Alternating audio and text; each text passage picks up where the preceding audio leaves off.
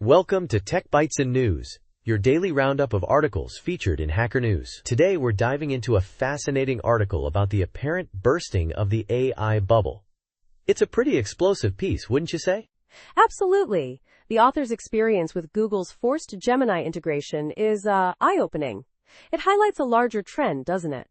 The article suggests that major tech companies are struggling to monetize their AI offerings. Exactly.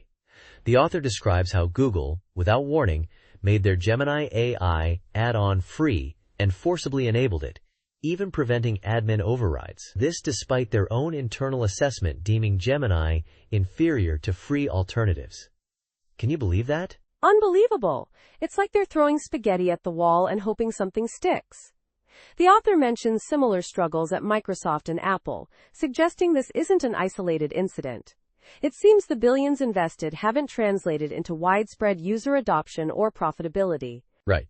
The article points out that even OpenAI's pricey Pro subscription is reportedly losing money. This raises serious questions about the long-term viability of these AI services, especially given their high development and maintenance costs. It's a stark contrast to the initial hype, isn't it? The author makes a compelling point about the enormous cost of these systems. It seems the initial excitement might have been more about executive vanity than genuine market demand. I see your point. The author suggests that these companies are desperate to show investors they're not falling behind, even if it means damaging their core products. It's a risky strategy, especially considering the negative user reaction to forced AI integrations. Absolutely. The author's frustration is palpable. The article highlights the lack of transparency and communication from Google, which only exacerbates the problem. They didn't even update their documentation after making these changes. Yeah, that's a huge misstep. It speaks volumes about their priorities. The author contrasts Google's actions with Apple's more cautious approach, highlighting Apple's decision to clearly label their AI features as beta and provide users with more control. That's a smart move by Apple. Acknowledging limitations and giving users options is far better than forcing a subpar product on them.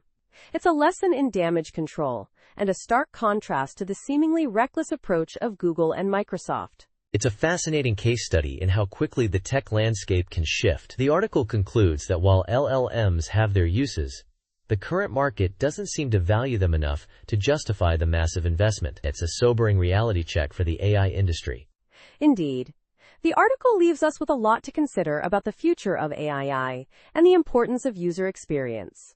It's a cautionary tale about the dangers of hype-driven development and the need for a more measured, user-centric approach. Absolutely. And that's all the time we have for today's Tech Bytes and News. Thanks for joining us, and we'll see you next time. Goodbye. Bye-bye.